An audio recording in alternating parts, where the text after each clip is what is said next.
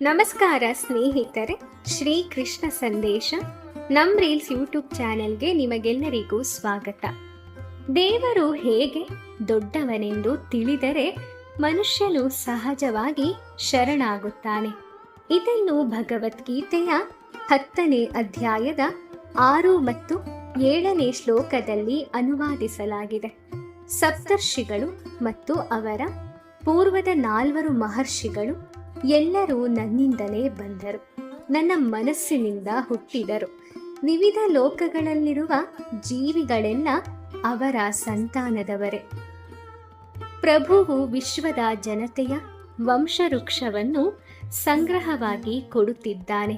ಹಿರಣ್ಯಗರ್ಭ ಎಂದು ಕರೆಯುವ ಪರಮಪ್ರಭುವಿನ ಶಕ್ತಿಯಿಂದ ಮೊದಲು ಹುಟ್ಟಿದವನೇ ಬ್ರಹ್ಮ.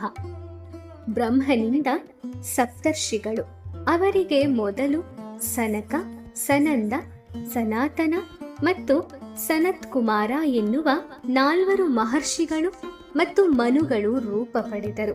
ಈ 25 ಮಂದಿ ಮಹರ್ಷಿಗಳು ವಿಶ್ವದ ಎಲ್ಲಾ ಜೀವಿಗಳ ಪ್ರಜಾಪತಿಗಳೆಂದು ಹೆಸರಾಗಿದ್ದಾರೆ. ಪ್ರತಿಯೊಂದು ಲೋಕವು ವಿವಿಧ ಬಗೆಗಳ ಜನಗಳಿಂದ ತುಂಬಿ ಹೋಗಿದೆ. ಅವರೆಲ್ಲರೂ ಈ 25 ಮಂದಿ ಪ್ರಜಾಪತಿಗಳ ಸಂತಾನರು.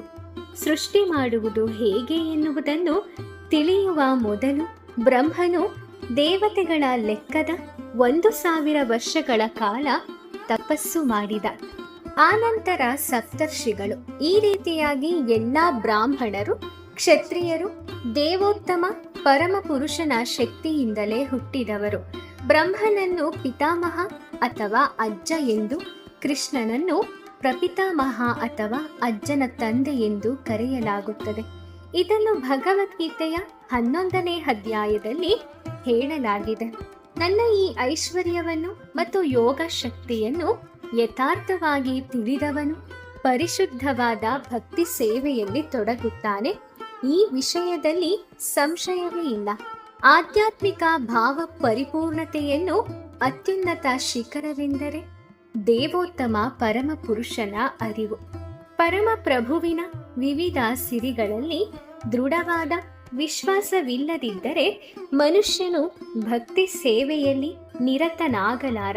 ಸಾಮಾನ್ಯವಾಗಿ ಜನರಿಗೆ ದೇವರು ದೊಡ್ಡವನೆಂದು ಗೊತ್ತು, ಆದರೆ ದೇವರು ಹೇಗೆ ದೊಡ್ಡವನು ಎನ್ನುವುದು ವಿವರವಾಗಿ ತಿಳಿಯದು. ವಿವರಗಳು ಇಲ್ಲಿವೆ. ದೇವರು ಹೇಗೆ ದೊಡ್ಡವನು ಎಂದು ಯಥಾರ್ಥವಾಗಿ ತಿಳಿದರೆ ಮನುಷ್ಯನು ಸಹಜವಾಗಿಯೇ ಶರಣಾಗುತ್ತಾನೆ ಮತ್ತು ಪ್ರಭುವಿನ ಭಕ್ತಿ ಸೇವೆಯಲ್ಲಿ ನಿರತನಾಗುತ್ತಾನೆ. ಪರಮಪ್ರಭುವಿನ ಸಿರಿಯನ್ನು ಯಥಾರ್ಥವಾಗಿ ತಿಳಿದುಕೊಂಡಾಗ ಅವನಿಗೆ ಶರಣಾಗುವುದಲ್ಲದೆ ಬೇರೆ ಮಾರ್ಗವೇ ಇಲ್ಲ.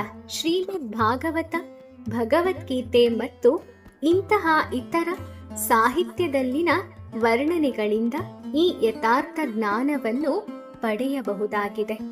ಈ ವಿಶ್ವದ ಆಡಳಿತ ನಿರ್ವಹಣೆಯಲ್ಲಿ ಲೋಕಗಳ ವ್ಯೂಹದಲ್ಲೆಲ್ಲ ಬೇರೆ ಬೇರೆ ಸ್ಥಳಗಳಲ್ಲಿರುವ ದೇವತೆಗಳು ಇದ್ದಾರೆ.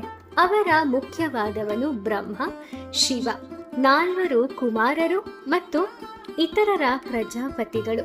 ವಿಶ್ವದ ಜನತೆಯ ಪ್ರಜಾಪತಿಗಳು ಹಲವರು. ಅವರೆಲ್ಲ ಪರಮಪ್ರಭು ಶ್ರೀ ಕೃಷ್ಣನ ಸಂತಾನ. ದೇವೋತ್ತಮ ಪರಮಪುರುಷನಾದ ಕೃಷ್ಣನು ಎಲ್ಲ ಪರಮಪ್ರಭುವಿನ ಸಿರಿಗಳಲ್ಲಿ ಇವು ಕೂಡ ಕೆಲವು. ಅವುಗಳಲ್ಲಿ ದೃಢ ನಂಬಿಕೆಯು ಉಂಟಾದಾಗ ವ್ಯಕ್ತಿಯು ಬಹು ಶ್ರದ್ಧೆಯಿಂದ ಮತ್ತು ಯಾವುದೇ ಸಂಶಯವಿಲ್ಲದೆ ಕೃಷ್ಣನನ್ನ ಒಪ್ಪಿಕೊಳ್ಳುತ್ತಾನೆ ಮತ್ತು ಭಕ್ತಿ ಸೇವೆಯಲ್ಲಿ ನಿರತನಾಗುತ್ತಾನೆ. ಪ್ರಭುವಿನ ಭಕ್ತಿ ಸೇವೆಯಲ್ಲಿ ಮನುಷ್ಯನ ಆಸಕ್ತಿಯನ್ನು ಹೆಚ್ಚಿಸಲು ಈ ಖಚಿತವಾದ ಜ್ಞಾನವು ಅಗತ್ಯವಾಗುತ್ತದೆ. ಕೃಷ್ಣನು ಎಂತಹ ಮಹಾನುಭಾವ ಎನ್ನುವುದನ್ನು ತಿಳಿದುಕೊಳ್ಳುವುದನ್ನು ಅಲಕ್ಷ್ಯ ಮಾಡಬಾರದು. ಏಕೆಂದರೆ ಕೃಷ್ಣನ ಮಹಾತ್ಮೆಯನ್ನು ತಿಳಿದವನು ಪ್ರಾಮಾಣಿಕ ಭಕ್ತಿ ಸೇವೆಯಲ್ಲಿ ನಿಶ್ಚಲನಾಗಿ ಇರುತ್ತಾನೆ. ತನ್ನಲ್ಲಿ ಮುನ್ನಡೆಯಲು ಅಪೇಕ್ಷಿಸುವವನಿಗೆ ಭಗವಂತ ಎಲ್ಲಾ ಗುಣಗಳನ್ನು ಸೃಷ್ಟಿಸುತ್ತಾನೆ. ಇದನ್ನು ಭಗವದ್ಗೀತೆಯ 10ನೇ ಅಧ್ಯಾಯದ 4 ಮತ್ತು 5ನೇ ಶ್ಲೋಕದಲ್ಲಿ ಹೀಗೆ ನೋಡಬಹುದು. ಇದರ ಅನುವಾದ ಹೀಗಿದೆ. ಭಗವದ್ಗೀತೆಯಲ್ಲಿ ಮುಂದುವರೆದ ಭಾಗದಲ್ಲಿ ವೈದಿಕ ಸಾಹಿತ್ಯದಲ್ಲಿ ಬ್ರಾಹ್ಮಣರಿಗೆ ದಾನವನ್ನು ಕೊಡಬೇಕೆಂದು ಆದೇಶಿಸಿದೆ. ವೇದಗಳ ಆದೇಶಕ್ಕನುಗುಣವಾಗಿ ಯೋಗ್ಯ ರೀತಿಯಲ್ಲಿ ಅಲ್ಲದಿದ್ದರೂ ಈ ರೂಢಿಯನ್ನು ಅನುಸರಿಸಲಾಗುತ್ತಿದೆ. ಆದರೂ ಆದೇಶವಿರುವುದು ದಾನವನ್ನು ಬ್ರಾಹ್ಮಣರಿಗೆ ಕೊಡಬೇಕು ಎಂದು. ಏಕೆ ಎಂದರೆ ಅವರು ಆಧ್ಯಾತ್ಮಿಕ ಜ್ಞಾನದ ಉನ್ನತ ಬೆಳವಣಿಗೆಯಲ್ಲಿ ನಿರತರಾಗಿದ್ದಾರೆ. ಬ್ರಾಹ್ಮಣನನ್ನು ಬ್ರಹ್ಮನ್ ಮತ್ತು ಬ್ರಹ್ಮನನ್ನು ಅರ್ಥ ಮಾಡಿಕೊಳ್ಳಲು ತನ್ನ ಇಡೀ ಜೀವನವನ್ನು ಮುಡಿಪಾಗಿಡುವೆನೆಂದು ನಿರೀಕ್ಷೆ ಇರುತ್ತದೆ. ಬ್ರಹ್ಮ ಜ್ಞಾನಾತೀತ ಬ್ರಾಹ್ಮಣನಃ, ಬ್ರಹ್ಮನನ್ನು ತಿಳಿದವನು ಬ್ರಾಹ್ಮಣ. ಹೀಗೆ ಬ್ರಾಹ್ಮಣರು ಸದಾ ಉನ್ನತ ಮಟ್ಟದ ಆಧ್ಯಾತ್ಮಿಕ ಸೇವೆಯಲ್ಲಿ ತೊಡಗಿರುತ್ತಾರೆ. ಆದುದರಿಂದ ಜೀವನ ನಿರ್ವಹಣೆಗೆ ಸಂಪಾದಿಸಲು ಸಮಯ ಇರುವುದಿಲ್ಲ. ಇಂದು ಅವರಿಗೆ ದಾನ ಕೊಡಲಾಗುತ್ತದೆ ಎನ್ನಲಾಗಿದೆ. ವೈದಿಕ ಸಾಹಿತ್ಯದಲ್ಲಿ ಸನ್ಯಾಸಿಗೂ ದಾನವನ್ನು ನೀಡಬೇಕೆಂದು ಹೇಳಿದೆ. ಸನ್ಯಾಸಿಗಳು ಮನೆಯಿಂದ ಮನೆಗೆ ಹೋಗಿ ಭಿಕ್ಷೆಯನ್ನ ಬೇಡುತ್ತಾರೆ. ಇದು ಹಣಕ್ಕಾಗಿ ಅಲ್ಲ, ಆದರೆ ಧರ್ಮ ಪ್ರಸಾರದ ಉದ್ದೇಶಗಳಿಗಾಗಿ. ಗೃಹಸ್ಥರನ್ನು ಅಜ್ಞಾನದ ನಿದ್ರೆಯಿಂದ ಎಬ್ಬಿಸಲು ಮನೆ ಮನೆಗೆ ಹೋಗುವುದಕ್ಕಾಗಿ ಈ ವ್ಯವಸ್ಥೆ ಇದೆ. ಸಂಸಾರಿಗಳು ಸಂಸಾರದ ವ್ಯವಹಾರಗಳಲ್ಲಿ ತೊಡಗಿರುತ್ತಾರೆ. ತಮ್ಮ ಕೃಷ್ಣ ಪ್ರಜ್ಞೆಯನ್ನು ಹೆಚ್ಚಿಸಿಕೊಳ್ಳುವುದು ಬದುಕಿನ ನಿಜವಾದ ಉದ್ದೇಶ. ಇದನ್ನು ಮರೆತಿದ್ದಾರೆ. ಆದುದರಿಂದ ಭಿಕ್ಷುಕರಿಗಾಗಿ ಗೃಹಸ್ಥರ ಬಳಿಗೆ ಹೋಗಿ ಅವರು ಕೃಷ್ಣ ಪ್ರಜ್ಞೆಯನ್ನು ಪಡೆಯುವಂತೆ ಪ್ರೋತ್ಸಾಹಿಸುವುದು ಸನ್ಯಾಸಿಗಳ ಕರ್ತವ್ಯ. ವೇದಗಳಲ್ಲಿ ಹೇಳಿರುವಂತೆ ಮನುಷ್ಯನು ಎಚ್ಚೆತ್ತು ಈ ಮನುಷ್ಯ ಜನ್ಮದಲ್ಲಿ ತನಗೆ ಸಲ್ಲಬೇಕಾದ್ದನ್ನ ಪಡೆದುಕೊಳ್ಳಬೇಕು. ಈ ಜ್ಞಾನವನ್ನು, ವಿಧಾನವನ್ನು ಸನ್ಯಾಸಿಗಳು ಇತರರೊಡನೆ ಹಂಚಿಕೊಳ್ಳುತ್ತಾರೆ. ಆದುದರಿಂದ ದಾನವನ್ನು ಯಾವುದೋ ಹುಚ್ಚು ಅನಿಸಿಕೆಯಿಂದ ಕೊಡಬಾರದು. ಅದನ್ನು ಸನ್ಯಾಸಿಗೆ, ಬ್ರಾಹ್ಮಣರಿಗೆ ಮತ್ತು ಇಂತಹ ಒಳ್ಳೆಯ ಉದ್ದೇಶಗಳಿಗಾಗಿ ಕೊಡಬೇಕು.